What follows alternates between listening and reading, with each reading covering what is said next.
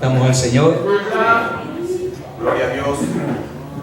Como decía nuestra hermana Anita, por poder tener el tiempo de estar retirados, ¿cierto? Para poder buscar de la presencia de Dios. Es una bendición. Amén. Siempre poder buscar de su presencia, y sobre todo si salimos del trajín, del trabajo, Amén, de lo cotidiano, para poder tener un tiempo apartado para buscar la presencia de Dios.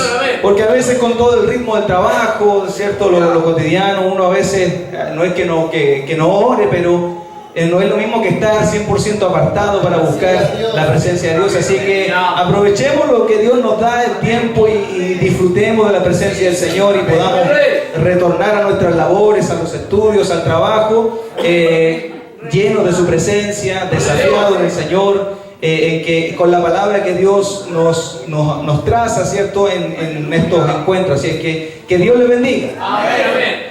Bendito sea Dios. Vamos a compartir la palabra del Señor. Y yo le voy a pedir que usted me acompañe, por favor, al libro de Mateo, en el capítulo 25. Aleluya. Porque el Señor viene Amén. por su iglesia. Cristo viene. Cristo viene por su iglesia. Vamos a compartir su palabra en el libro de Mateo, en el capítulo 25, en el versículo 31. Libro de Mateo, capítulo 25, versículo 31. Si usted lo encontró, le dice amén. Amén, amén. Vamos a leerlo juntos.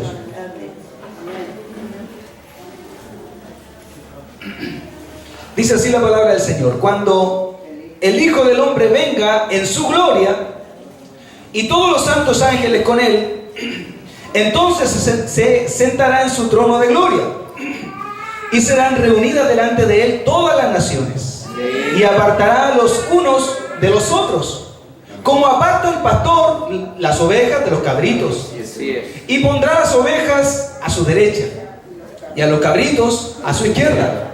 Entonces el rey dirá a los de su derecha: venid, benditos de mi Padre, heredad del reino preparado para vosotros desde la fundación del mundo. Aleluya. Porque tuve hambre y me diste de comer, tuve sed y me diste de beber, fui forastero y me recogisteis, estuve desnudo y me cubristeis, enfermo y me visitasteis, en la cárcel y vinisteis a mí.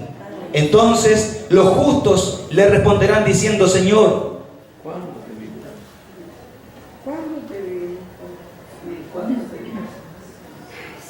voy a continuar leyendo. Entonces dice: entonces los justos le responderán diciendo: Señor, ¿cuándo te vimos hambriento y te sustentamos, o sediento y te dimos de beber?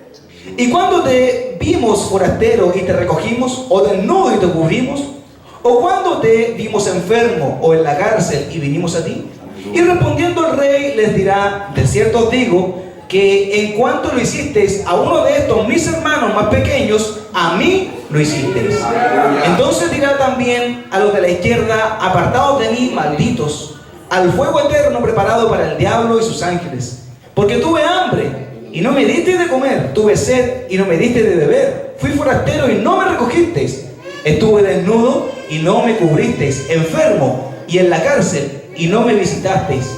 Entonces ellos le respondieron diciendo: Señor, ¿cuándo te vimos hambriento, sediento, forastero, desnudo, enfermo o en la cárcel y no te servimos?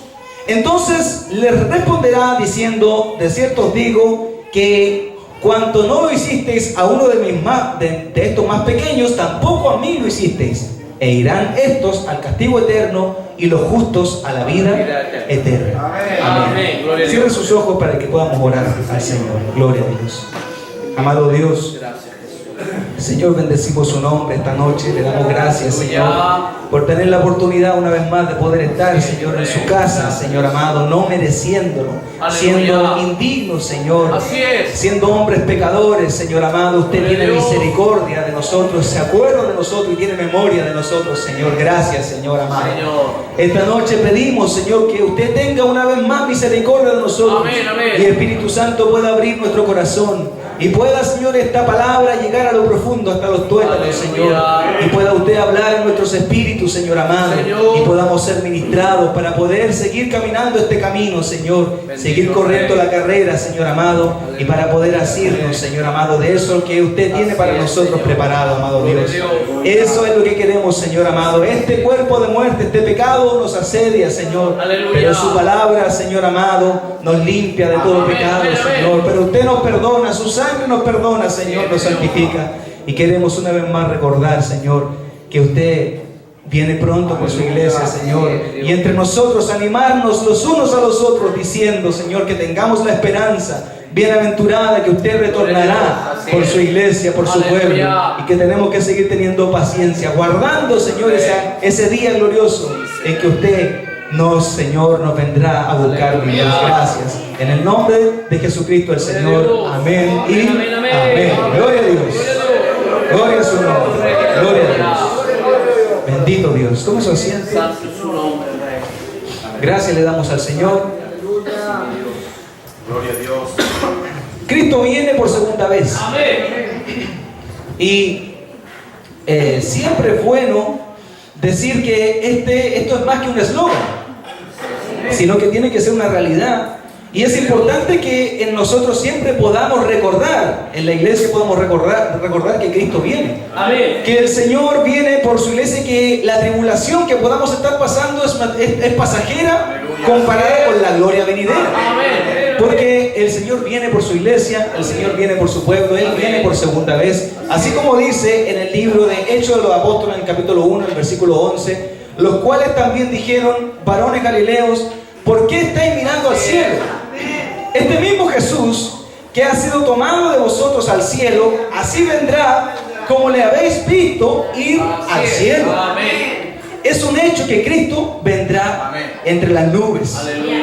Y dice la Biblia que todo ojo le verá. Cristo viene por su iglesia, como dice en Apocalipsis capítulo 1 versículo 7. He aquí que viene con las nubes y todo ojo le verá, y los que le traspasaron, y todos los linajes de la tierra harán lamentación por él. Sí, amén. Aleluya. Pero antes de que Cristo venga por segunda vez, que venga y pise la tierra y toque la tierra por segunda vez y vuelva a reinar por 1000 años con sus santas decenas de millares de ángeles, estamos nosotros esperando, como buenos cristianos, el acontecimiento más importante de la iglesia, que es el arrebatamiento de la iglesia, el rapto. Hay algunos que la Biblia lo describe como los burladores, que niegan este acontecimiento y que dicen que nosotros estamos locos, que nosotros estamos haciendo una teología falsa. Pero la verdad es que toda la Biblia no se puede negar a sí misma la palabra del Señor, porque Dios no es hijo de hombre para mentir. Así es. Entonces, lo que estamos esperando nosotros es el arrebatamiento de la iglesia, y para eso hay algunas señales, una de las cuales se ha provocado en estos días. La semana pasada, probablemente usted vio las noticias, ocurrió un hecho muy importante desde el punto de vista escatológico, y que tiene que ver con Israel. Israel, usted sabe que es el reloj profético de Dios. Israel es la nación escogida por Dios, y a través de Israel también nosotros vamos entendiendo, porque nadie puede saber el día ni la hora. Ni siquiera le daba el mismo Cristo, dijo: yo ni siquiera yo sé, solamente mi Padre. Entonces han habido algunos mentirosos, falsos, fundadores de algunas sectas heréticas como los adventistas y la señora Elena de White, que por lo menos en tres oportunidades dio fechas para la segunda venida de Cristo, ninguna de las cuales se cumplió, porque la Biblia es clara y dice que no hay nadie sino Dios que sabe, la persona que sabe, ¿cierto?, el segundo retorno, la fecha del segundo retorno de nuestro Señor. Pero podemos tener algunos indicios. La semana pasada ocurrió un hecho muy importante, y que en general en el mundo cristiano las personas se preguntan ¿qué significado tiene eso que sucedió la semana pasada con el presidente de Estados Unidos, Donald Trump, que reconoció a Jerusalén como capital de Israel? Hay varios hermanos que se preguntan ¿qué significado, qué sentido tiene eso? ¿Por qué es tan importante? Bien, esta noche me gustaría poder no profundizar, sino que solamente mencionar algo sobre este hecho importante, porque sin duda que es un hecho que marca un antes y un después en lo que significa el estudio de la escatología de los últimos tiempos, porque el Estado de Israel fue reconocido por la ONU en el año 1948. Eso significó, bueno, la ONU fue creada en el 1945. 3 años después, esa ONU reconoció el Estado de Israel como un Estado, ¿verdad? Pero lo hizo fundamentalmente por el holocausto judío, como para devolver la mano, como para, digamos, reconocer hacerse parte o digamos que para devolver la mano de alguna manera, para reconvenir o para enmendar lo que significó el holocausto judío, esa matanza de más de 6 millones de personas. Y la ONU, recientemente creada en el 45, reconoció en el 1948 a Israel como Estado. Desde ahí en adelante se comenzaron a generar una serie de sucesos, de hechos, de guerras, entre ellas una de las más importantes, la Guerra de los 6 días, en el 67. Se llama la Guerra de los 6 días porque duró 6 días, en que de manera increíble y milagrosa, así como Dios siempre hace con su pueblo, de manera increíble y milagrosa, Israel, siendo una nación en formación, sin tener ejército, peleando solamente con niños y con mujeres, una vez más logró derrotar a 5 naciones armadas, con formación militar, con armamento militar. Logró derrotar a 5 naciones en solamente 6 días y recuperó harto del territorio que hoy día conocemos como Palestina. Entonces, se provocaron hasta el día de hoy, siguen habiendo enfrentamientos por el territorio. Los palestinos dicen que ese es su lugar de habitación, es donde ellos viven, es su territorio. Lo reclaman como su territorio, aunque en realidad, bíblica y históricamente, esa región, hasta antes del reconocimiento de Israel como Estado, había estado desierta. Se interesaron los palestinos, que eran grupos aislados, igual como son ahora, y que se llaman palestinos no porque sean una nación, porque ellos ni siquiera son una nación. Están reclamando la posibilidad de llegar a ser una nación, pero hasta el día de hoy todavía no se reconoce como una nación. Pero hasta el día de hoy se siguen peleando, y usted escucha cada cierto tiempo en las noticias de que en la zona de la Franja de Gaza tiran misiles, cohetes, bombas, hacen túneles para meterse a la parte del territorio de Israel. Hay un conflicto por el territorio que es grave, pero que en realidad, más allá del conflicto por el territorio, lo que ahí hay es una pugna de religiones. Porque con el reconocimiento de Donald Trump de Jerusalén como capital, lo que se hace es dejar a un segundo plano la discusión por el territorio y pasa a convertirse en un problema más religioso, porque Jerusalén es la ciudad, la capital más importante para las 3 religiones más importantes del mundo: la religión judía, la musulmana y la religión cristiana.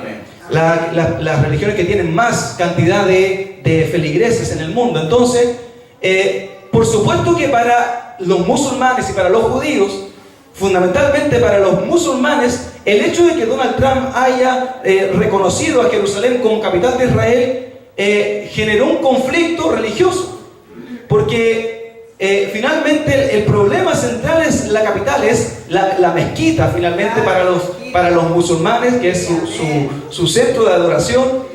Y por otro lado, la reconstrucción del tercer templo, que se dice que ya están en vías de construir el tercer templo ahí en Jerusalén. Pero finalmente lo que hace Donald Trump es otorgar soberanía al Estado de Israel, reconocer absolutamente al Estado de Israel con el reconocimiento de Jerusalén como capital, entregar plena soberanía al Estado de Israel. Porque una nación, para que sea nación, un Estado, para que sea Estado, tiene que tener capital, digamos.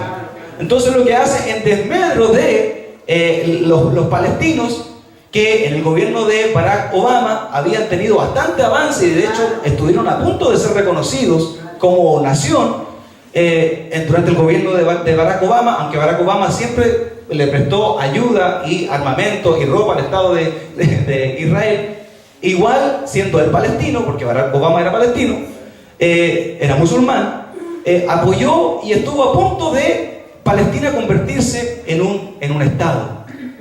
Y con Donald Trump se invirtió la cosa, el panorama político, y hoy día tenemos lo que los líderes palestinos han llamado una intifada, que es una revolución, el día de la ira, una revolución en contra de Israel. Y de hecho, mientras nosotros estamos aquí disfrutando de la presencia de Dios, ayer lanzaban misiles desde Hamas, que dicho sea de paso, esos son terroristas, y que para mí me llama mucho la atención que hoy día se llaman progresistas y defienden a los homosexuales, también defienden a los palestinos.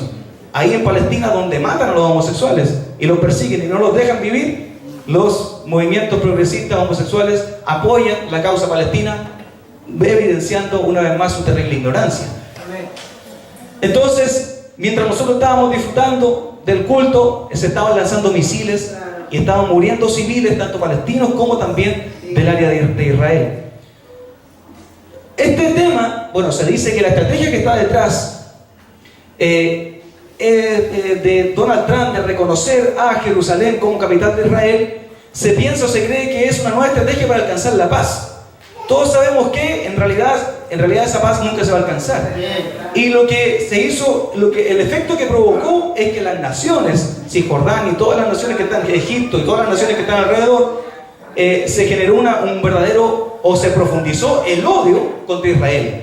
Porque ya años anteriores, antes, el presidente de Irán, Mahmoud Ahmadinejad, había declarado que se iba a borrar a Israel del mapa. Y digamos que el hecho de que Trump haya reconocido a Jerusalén como capital de Israel, se reaviva esa intención de borrar a Israel del mapa político. Quieren eliminar a todos los judíos. Entonces, podemos nosotros, a partir de eso, ver que en realidad el retorno de Cristo es inminente. Porque vemos nosotros aquí lo que dice la palabra del Señor en el libro de Ezequiel, en el capítulo 38, en el versículo 14 al 16, dice: por tanto, profetiza, hijo de hombre, y di a Gog: así ha dicho Jehová el Señor, en aquel tiempo, cuando mi pueblo Israel habite con seguridad, ¿no lo sabrás tú? Vendrás de tu lugar, pues dice aquí, en aquel tiempo, cuando mi pueblo Israel habite con seguridad. Porque digamos que el reconocimiento de Jerusalén como Estado le da ciertas garantías a Jerusalén, a Israel. Cuando el pueblo habite con seguridad, ¿no lo sabrás tú? Vendrás de tu lugar, de las regiones del norte, tú y muchos pueblos contigo, como hoy día está Israel rodeado, y este odio que aumentó, entre paréntesis, el padre fundador o ícono de los masones, Albert Pike, profetizó él y dijo que la Tercera Guerra Mundial, en realidad las dos guerras que él anunció se cumplieron, la Primera y la Segunda Guerra Mundial, tal cual como él las dijo. Y él dijo que la Tercera Guerra Mundial se originaría, de hecho, justamente en la zona del Medio Oriente, en el conflicto entre Israel y Palestina. Pero dice aquí la palabra de la región del norte: tú y muchos pueblos contigo, todos ellos a caballo, gran multitud y poderoso ejército, y subirás contra mi pueblo Israel como nublado para cubrir la tierra. Será al cabo de los días, será al final de los días, y te traeré sobre mi tierra para que las naciones me conozcan, cuando sea santificado en ti, oh Gog, delante de tus ojos. En la batalla, como dice aquí en la palabra, Gog es un gobernante, ¿verdad? Si usted lee ese capítulo anterior, se describe la batalla de Gog en Magog, en la zona de Magog. Y describe aquí, por muchos años se ha interpretado este texto de diversas maneras. Se decía antes que Rusia podría ir a atacar a Israel y que podría destruirlo, etc., ¿verdad? Y que después otros se pusieron otros nombres, pero hoy día, digamos que lo podemos ver frente frente a nuestros ojos cómo se está cumpliendo la palabra, esta palabra que profetizó el profeta Ezequiel. La batalla de Magog, con un rey Gog realmente inspirado por Satanás, pero sin que Dios, o sea, con el consentimiento del Señor. Entonces, todos contra Israel. Esa es la consigna al parecer. Y el hecho de que Trump, el presidente Trump, haya reconocido a Jerusalén como Israel, nos habla hoy más que nunca de que el retorno de Cristo, la segunda venida, es inminente. De que en cualquier momento esto se acaba. Entonces, los hermanos se preguntan, ¿pero qué significado tiene eso? Porque yo creo que desde el anuncio de esa noticia en adelante, lo que se va a comenzar a hablar es sobre el conflicto de ahora en adelante, sobre el conflicto en el Medio Oriente. Y de cómo los civiles, las personas mueren a manos de estos grupos. Entonces, pero hoy día parece una verdadera caldera. Y los hermanos se preguntan, ¿pero qué significado tiene? Tiene un significado muy importante. Y es por eso que nosotros tenemos que ser entendidos los tiempos que vivimos. Porque no solamente en el tiempo que tiene que ver con las leyes, sino que también en el tiempo profético que estamos viviendo. Porque la Biblia dice que el hecho de conocer que Cristo viene, de esperar a Cristo en nuestro espíritu, nos provoca a nosotros, o nos tiene que provocar un mayor grado de santidad. Porque el que espera a Cristo busca santificarse en Dios. Porque el que espera a Cristo cuida de sus actos, tiene temor de cómo se conduce de manera diaria en su vida, a diferencia del que no espera a Cristo. El que no espera a Cristo es un irresponsable, no cuida su salvación. Por eso es que nosotros tenemos que estar atentos al tiempo que vivimos y saber usted y yo que Cristo viene, que Cristo retorna por su iglesia y que los hechos que están aconteciendo a nuestro alrededor nos tienen que a nosotros hablar y decir, con mayor razón, de que nosotros tenemos que santificarnos en el Señor. El hecho de saber que Cristo viene por su iglesia, de que en cualquier momento vamos a ser arrebatados, tiene que provocar en nosotros un mayor grado de santidad. ¿Cuántos dicen amén? Un mayor grado de búsqueda. El arrebatamiento de la iglesia. Yo le puse por título esta predicación: ¿a qué viene Cristo por segunda vez? Hemos visto que ya las señales están dadas. Hay un hecho concreto de ahora. Somos los que estamos viendo con nuestros ojos el cumplimiento de la palabra profética del profeta Ezequiel, por ejemplo. Pero cuando el Señor venga, ¿a qué vendrá? ¿A qué viene Cristo? Viene por muchas razones. Viene a muchas cosas, pero fundamentalmente a tres. Primero, a hacer juicio a las naciones. Porque las tribus de la tierra, los pueblos no pueden quedarse ahí esperando no recibir juicio, porque Dios es un Dios justo, y así como trajo juicio a Sodoma y Gomorra, también va a traer juicio a nuestra generación. El Señor primero, cuando vuelva, va a traer juicio a las naciones. Dos, va a reunir a su pueblo. El Señor ¿para qué viene Cristo? Para reunir a su pueblo. Y tercero, ¿para qué viene Cristo? Y aquí me gustaría poner el énfasis: a recompensar a cada uno según sean sus obras.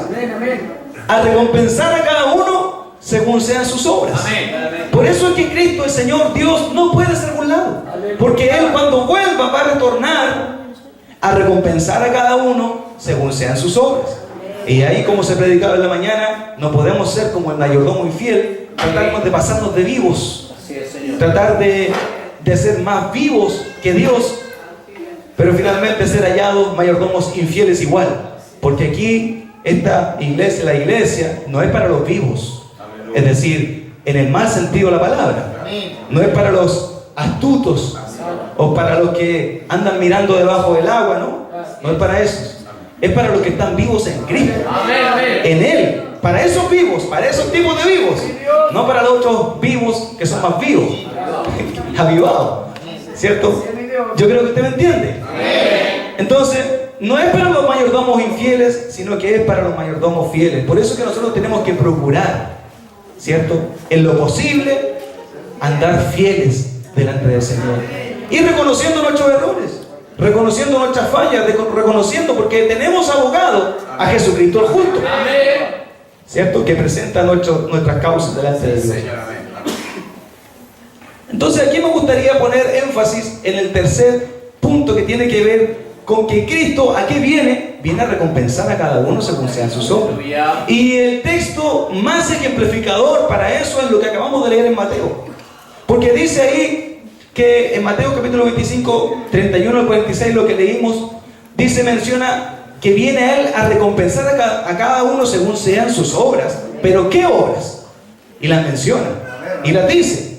Estas son, primero, tuve hambre y me diste de comer. Número 2, tuve sed y me diste de beber. Número 3, fui forastero y me recogisteis. Número 4, estuve desnudo y me cubristeis. Número 5, enfermo y me visitasteis. Número 6, en la cárcel y vinisteis a mí. Pero la palabra también dice que obras no realizadas a cualquier persona, como cree, por ejemplo, la Iglesia Católica.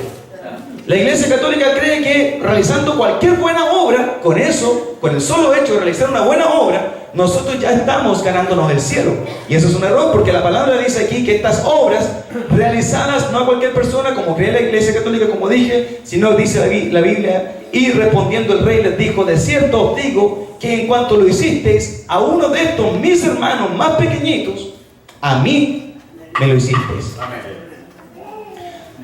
De alguna manera, el hecho de que nosotros tengamos la capacidad de fijarnos en el que tiene necesidad, del hermano que tiene necesidad, implica no solamente que el hecho de que nosotros vengamos a la iglesia y nos congreguemos, sino que algo más allá. Implica, como nos predicamos en la mañana, que nos preocupemos por el otro, que tengamos una preocupación más allá de nosotros mismos, más allá del ego, del individualismo en el cual hemos sido acarreados. Porque la verdad es que los que son parte de la generación de Timoteo son incapaces de poder hacer lo que dice Mateo 25, de acudir a aquel que tiene, darle agua a aquel que tiene sed. Son incapaces, los que son parte de la generación de Timoteo son incapaces de poder ponerse en el lugar del otro, de poder acudir al necesitado, de poder alimentar al hambriento, de poder asistir al forastero. Son incapaces. No tienen, porque no tienen, conocen la iglesia solamente como una religión. La religión hace eso. La religión lo que hace es nublar, es cegar, es entontecer, es llevarnos a nosotros a un estado de no reconocimiento espiritual de la necesidad del otro. Incluso de los hermanos que están dentro de la iglesia, los que son parte de la generación de Timoteo, no pueden hacer estas obras. Si no las pueden hacer con sus hermanos, menos con los que no son de la iglesia, de la casa. Pero el Señor viene a recompensar a cada uno según sean sus obras. Y aquí está el detalle importante. Porque cuando Cristo venga, viene a eso, a recompensar a cada uno según sean sus obras. No basta solamente con el hecho de que usted venga y se congregue, porque a Dios no le podemos pasar por el aro, porque no podemos hacer como el mayordomo infiel. Una generación incapaz de manifestar estas obras, las obras de las cuales se menciona en el capítulo 25 de Mateo, es la generación de Timoteo. Los que son de la generación de Timoteo, descrita en el capítulo 3 del mismo libro, es decir, hombres amadores de sí mismos, avaros, vanagloriosos, soberbios, blasfemos, desobedientes a los padres, ingratos, impíos, sin afecto natural, implacables, calumniadores, intemperantes, crueles, aborrecedores de lo bueno, traidores, impetuosos, infatuados, amadores de los deleites más que de Dios, que tendrán apariencia de piedad, pero negarán la eficacia de ella. Segundo Timoteo, el capítulo 3, versículos 1 al 5, son totalmente incapaces de manifestar las obras descritas en Mateo por su individualismo extremo. Se miran solamente ellos, se preocupan solamente de ellos, porque aprendieron solamente pura religión. La religión te hace incapaz Así es. de poder reconocer cuando un hermano tiene sed, cuando tiene hambre, o de atender al forastero. La religión solamente entrega dogmas, un marco, pero te impide poder vivir el Evangelio como verdaderamente Cristo lo predicó. Eso es lo que hace la religión. Considerando que Cristo viene a recompensar según sean sus obras, estamos francamente en un problema. Pero la generación de Timoteo, amado hermano, de la cual se ha hablado, no es fruto del azar, no es de generación espontánea, no surgió porque sí. La generación de Timoteo se construyó, porque el principio bíblico es: el hombre que es lo que siembra, eso cosecha. Nos quejamos de la generación de Timoteo, que son así, que son asá, que son asá, pero tenemos que ver cuáles fueron nuestras siembras. El paternalismo lo que ha hecho es crear jóvenes como los que tenemos hoy día. Sí, una generación como la de Timoteo, tal cual, calcada. Pero eso no son de generación, no es fruto del azar, sino que se fue construyendo a través del tiempo. Y hoy día el Estado está siendo ocupado para generar este tipo de personas, como la generación de Timoteo. El Estado, a través de la educación, los sistemas educacionales, la nueva tecnología de la información, las redes sociales, el uso de Internet, pero sobre todo, la formación en casa. En esto último, todos nosotros tenemos injerencia. Porque los jóvenes que hoy día tienen hasta 35 años tuvieron padres. ¿O no? ¿Sí? ¿O no, mi hermano? Los jóvenes que hoy día son como la generación de Timoteo tuvieron padres. Y esos padres, ¿dónde están? Incluso padres cristianos. Porque si vemos a jóvenes como la generación de Timoteo, descrita en Timoteo, dentro de las iglesias, es porque no hubo una familia, un padre y una madre capaz de ser ejemplo para esos jóvenes y para educarlos, adoctrinarlos y corregirlos a tiempo preciso y correcto. Porque hoy día se entiende, y todos los padres tienen ese eslogan en su boca, hermano. Ese eslogan ridículo. Es que, ¿qué es lo que quiere usted para su hijo? Yo quiero que mi hijo sea feliz, dice. ¿Y qué papá quiere que su hijo sea infeliz? Ninguno. Todos los padres queremos que nuestros hijos sean felices. Pero cuando se trata de una felicidad mal entendida, estamos en un problema. Porque que nuestro hijo sea feliz no quiere decir que usted le permita comer cualquier cosa. Que nuestros hijos sean felices no quiere decir que usted le permita a su hijo hacer cualquier cosa en la iglesia o donde quiera que esté en su casa. Pero hoy día los padres no corrigen a sus hijos. ¿Por qué? Es que el niño no quiere comer legumbres porque es que no le gustan y la dejó ahí. Y para que sea feliz, bueno, es que yo quiero que tenga una sonrisa siempre en la cara. Y para que sea feliz, que no coma lentejas, que coma lo que quiera. Y hay niños que no comen verduras, no comen poroto, no comen legumbres, de puro mañoso. Y después nos quejamos de la generación de Timoteo. ¿Cuántos dicen amén? Entonces, la generación de Timoteo no es no surgió del azar, se forman. Y hay padres y hay madres, hay responsabilidad del Estado, sí. Hay una educación sexual que está induciendo a generar este tipo de personas. Pero sobre todas las cosas, nosotros no podemos otorgarle toda la responsabilidad del Estado. Porque ¿dónde quedamos nosotros como padres? La primera formación, la responsabilidad incluso constitucional de la educación de nuestros hijos corresponde a nosotros los padres. Y sobre todo si somos nosotros cristianos. Tenemos un problema grave dentro de la iglesia. Con la familia, con los padres, con las madres. Tenemos un problema grave que si nosotros no nos hacemos responsables, vamos a seguir generando hijos para la generación de Timoteo. Intemperantes, implacables, avarientos, amadores de sí mismos. Ahora bien, si es que usted formó a su hijo, si es que usted lo crió en la palabra, en el amor del Señor, si usted lo corrigió a tiempo y su hijo se pierde, ya no es problema suyo. ¿Cuántos dicen amén? si usted lo educó, si usted lo formó, si usted lo instruyó en el camino, si usted a tiempo lo corrigió, porque la palabra de Dios dice en el proverbio que el hijo rebelde, no me acuerdo muy bien cómo dice, pero que avergüenza a su madre. El cabro mañoso avergüenza a cualquier persona, por hermano. El cabro que anda llorando, que no se queda nunca callado, no se queda nunca tranquilo. Perdone que le hable así, pero que tenemos un problema que tenemos que hacernos cargo. Y eso es como iglesia nosotros, porque la generación de Timoteo no surge del azar. Hay una formación, una responsabilidad que nos corresponde a nosotros como padres. No podemos tolerar a nuestros hijos cualquier cosa. Usted tiene que corregir a sus hijos. Corregirlo en el momento justo, en el momento preciso. No puede ser que su hijo, porque hace una maña, su hijo haga lo que quiera con usted, con el pretexto de que yo quiero que sea feliz. Bueno, que usted quiere que sea feliz y que se vaya al infierno. ¿Cómo es el asunto?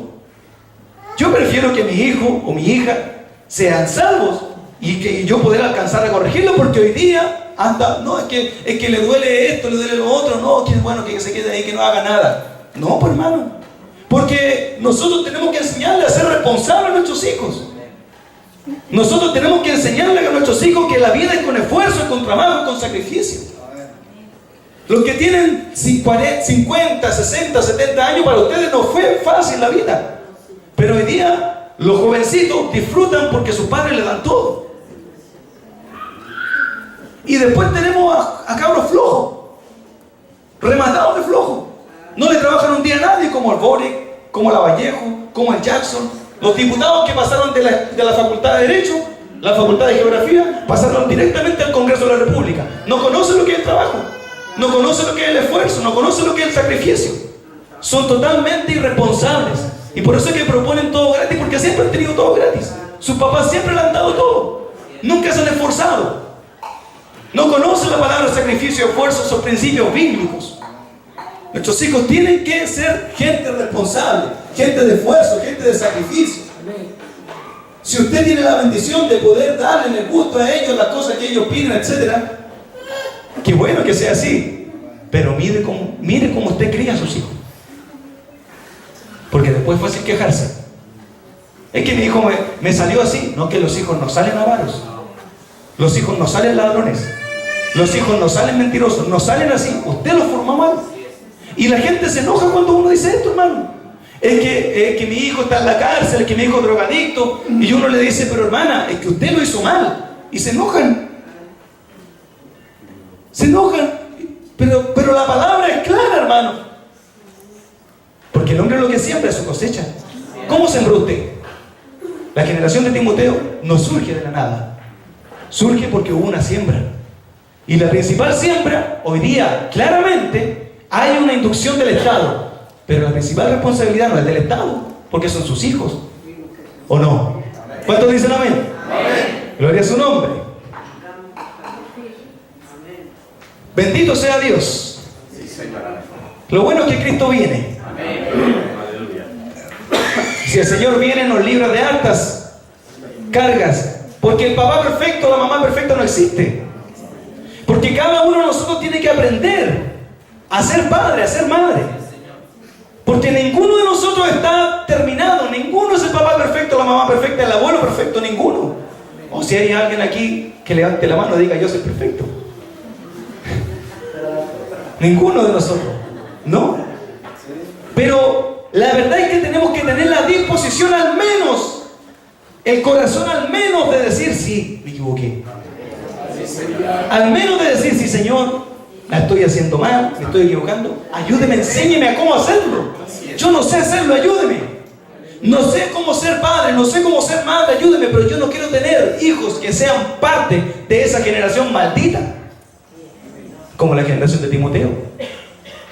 Hoy día es lamentable, hermano, pero tenemos lleno de eso dentro de las iglesias. Jóvenes flojos, pero rematados de flojos. No hacen nada, ni se mueven, no están ni ahí. Porque los padres todos se lo dan. Eso, el paternalismo, en vez de ayudarle, le hace un daño. Perjudica a su hijo, hermano. Él, su hijo, su hija tiene que conocer, tiene que saber lo que significa el esfuerzo, lo que significa el sacrificio. Josué recibió la palabra del mismo Dios diciéndole: yo te mando una sola cosa, Josué. Una sola cosa te mando: esfuérzate y sé valiente. Y le volvió a repetir en el mismo capítulo: una cosa solamente te mando, esfuérzate y sé muy valiente. Porque cuando fue a enfrentar a Jericó y a todas las ciudades, Dios no les dio en bandeja las cosas que ya está Josué, porque para que no sufras tanto, para que no llores tanto que te pueden matar. No, quédate aquí, no vaya a la guerra, quédate aquí nomás, yo te voy a dar. No, Dios no fue así. Pero tenemos una iglesia que hace eso con sus hijos. No te esfuerces tanto. No, tranquilo, no quiere. Bueno, no quedes aquí nomás, tranquilo. No quiere ir al colegio, está resfriado. Chuta, no quedes acostado nomás. ¿Cuántos han escuchado eso? ¿Cuántos han escuchado eso? Yo lo he escuchado.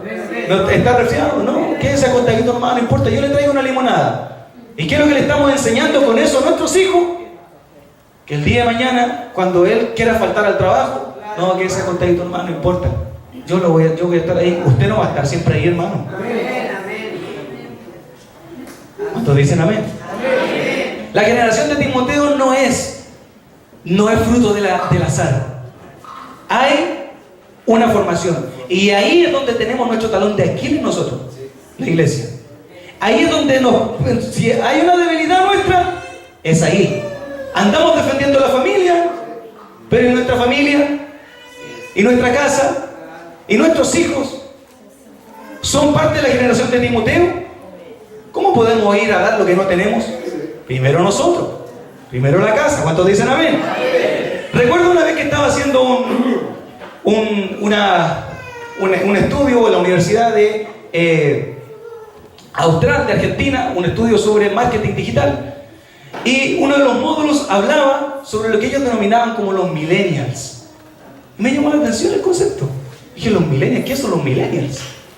Los millennials son una nueva generación, una generación que tiene ciertas características. La primera de ellas es que los millennials son nativos digitales, nacen con el celular en la mano, como que salen de la guata con el celular. Los millennials nativos digitales.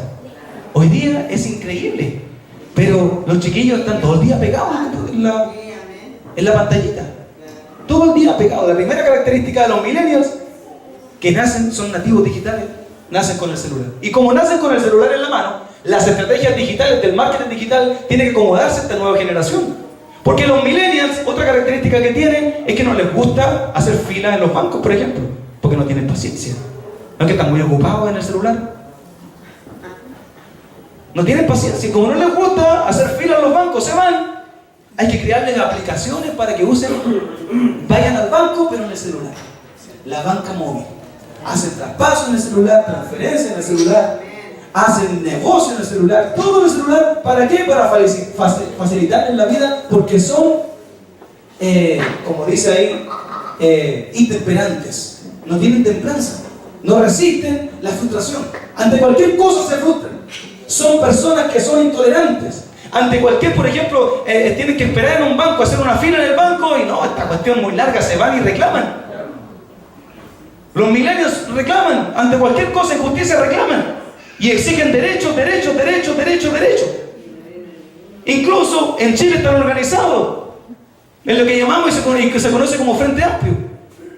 Y reclaman derechos, y derechos sociales, y aborto, y de educación gratuita, todo lo cual les facilita la vida a ellos, pero sin ningún deber, sin ninguna responsabilidad. Incluso los jóvenes hoy día, hasta el matrimonio es expreso.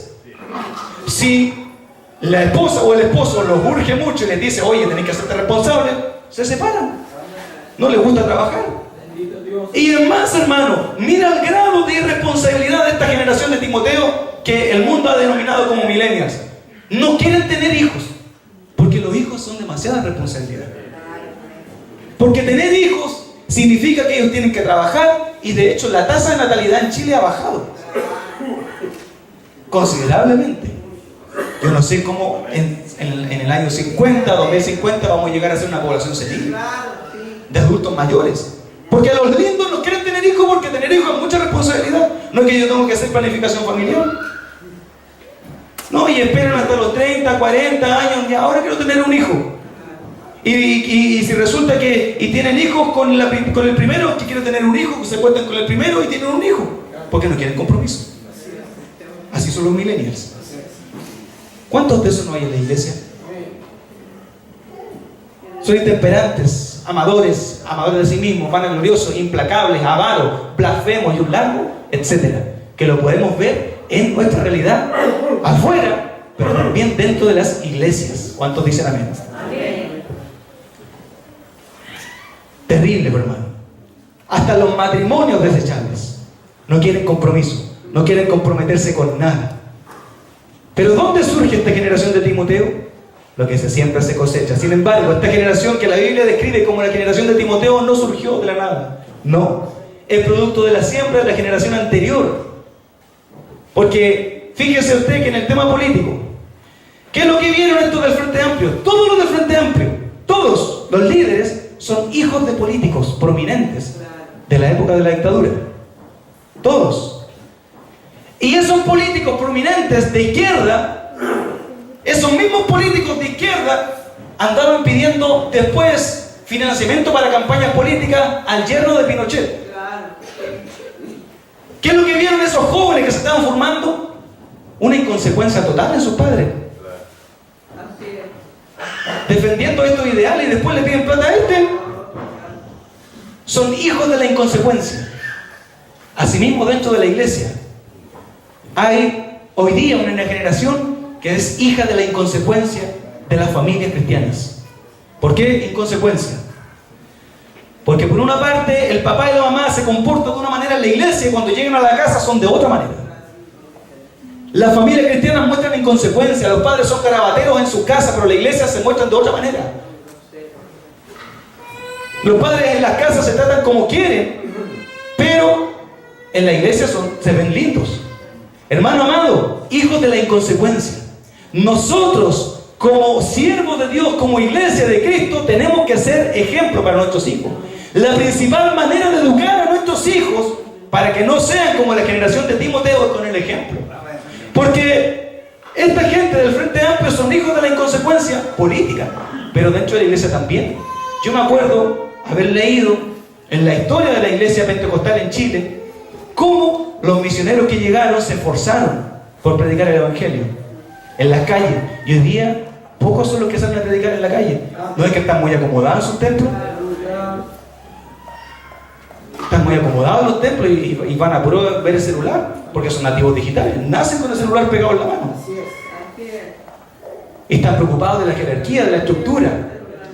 No me vayan a quitar la estructura, la jerarquía, la herencia, porque la iglesia se ha traspasado como una herencia. Hermano amado, esa es la triste realidad que tenemos hoy en lo que tiene que ver con la generación de Timoteo. No es no surgió de la nada. Hubo un trabajo anterior. Estos jóvenes que hoy día, ¿por qué dicen los jóvenes que hoy día la juventud no quiere venir a la iglesia? Porque dicen, ¿y para qué? ¿Y para qué voy a ir a la iglesia? ¿Para ser como este? ¿Para ser como el otro? No hay una relación entre mi vida y entre lo que digo y lo que hago.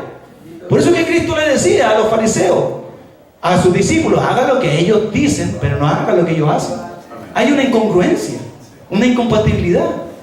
Hay algo que está mal, que no está bien y que tenemos que necesariamente ver cuáles son nuestras obras, porque cuando Cristo venga, vendrá tres cosas: a traer juicio a las naciones, a reunir a su pueblo y a recompensar a cada uno según sean sus obras. ¿Cuáles son esas obras? Los de la generación de Timoteo son incapaces de poder ver la necesidad del otro. Incapaces porque vieron una religión.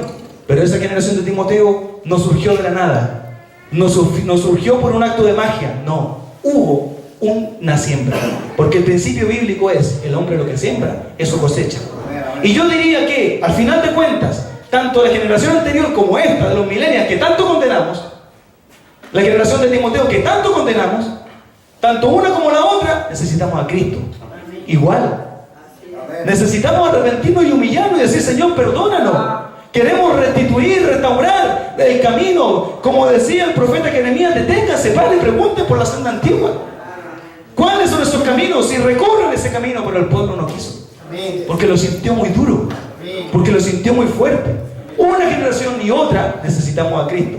Porque fíjese usted, amado hermano, que la generación que pereció en el desierto fue una generación desobediente. Pero la generación de después también, digamos que ahí no anduvo muy bien. Aunque alcanzaron, producto de un caudillo, Josué. Y sin duda que Josué, pues la promesa de Dios fue: así como estuve con Moisés, así también voy a estar contigo. Esa fue la promesa. Pero hubo necesariamente que humillarse. La generación de Timoteo, esa descrita lamentablemente ahí en 2 Timoteo, está también metida dentro de la iglesia. Pero lo bueno es que podemos nosotros humillarnos delante de Dios. Las familias deciden deliberadamente malcriar a sus hijos, consintiéndoles en todo, sobre texto de la felicidad. Yo quiero que mi hijo sea feliz. Y como quiero que sea feliz, que se vista como quiera, que coma lo que quiera, que diga lo que quiera. Porque como yo quiero que sea feliz, ¿está bien eso, hermano? ¿Le aguanto usted tiene que aguantarle lo que quiera a su hijo? No, pues. Porque si no, así lo que está haciendo es criar hijos malditos al final, para que sean parte de la generación de Timoteo, flojos, intemperantes, amadores de sí mismos, vanagloriosos. Y eso es lo que no quiere el Señor para nosotros como familia. La mayor de la responsabilidad en la crianza de nuestros hijos es para nosotros. No es un problema de las redes sociales, porque eso también lo puede controlar usted. No es un problema del Estado, porque si usted quiere lo saca del colegio. Es un problema suyo, es un problema mío. En cómo criamos, educamos a nuestros hijos según la norma bíblica, según la palabra. Cristo viene por segunda vez. Amén. A recompensar a cada uno según sean sus obras. No podemos continuar con la irresponsabilidad. No podemos continuar formando generaciones de Timoteo dentro de nuestras mismas iglesias.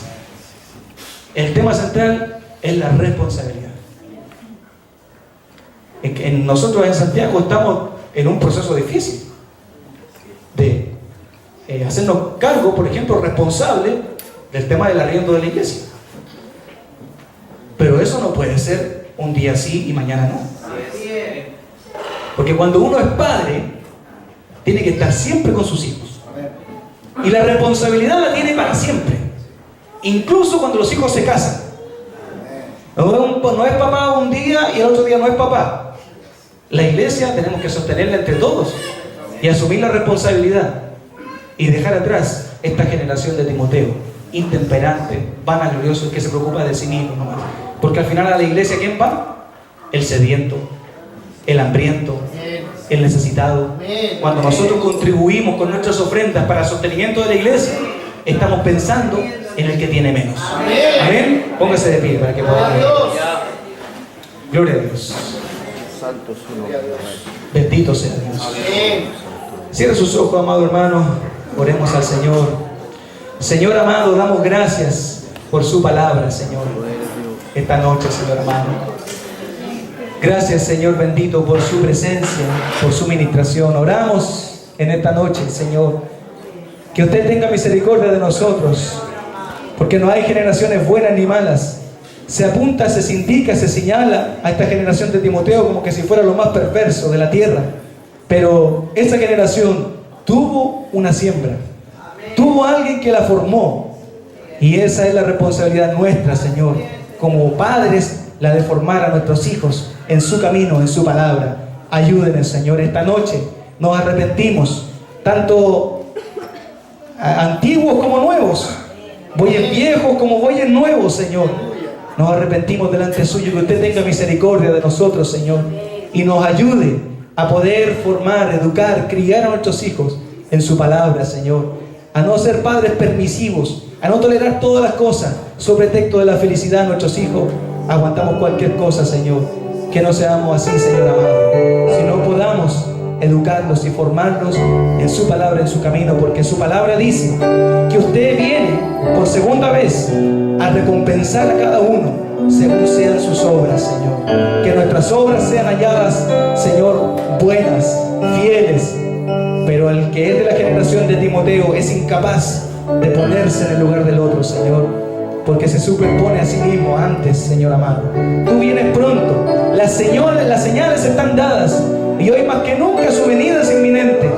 Pero por eso, porque su retorno es inminente, Señor, queremos, Señor amado, dar buenos frutos, porque el árbol se conoce por su fruto, Señor.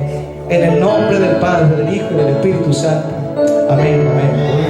Amén, gloria a Dios.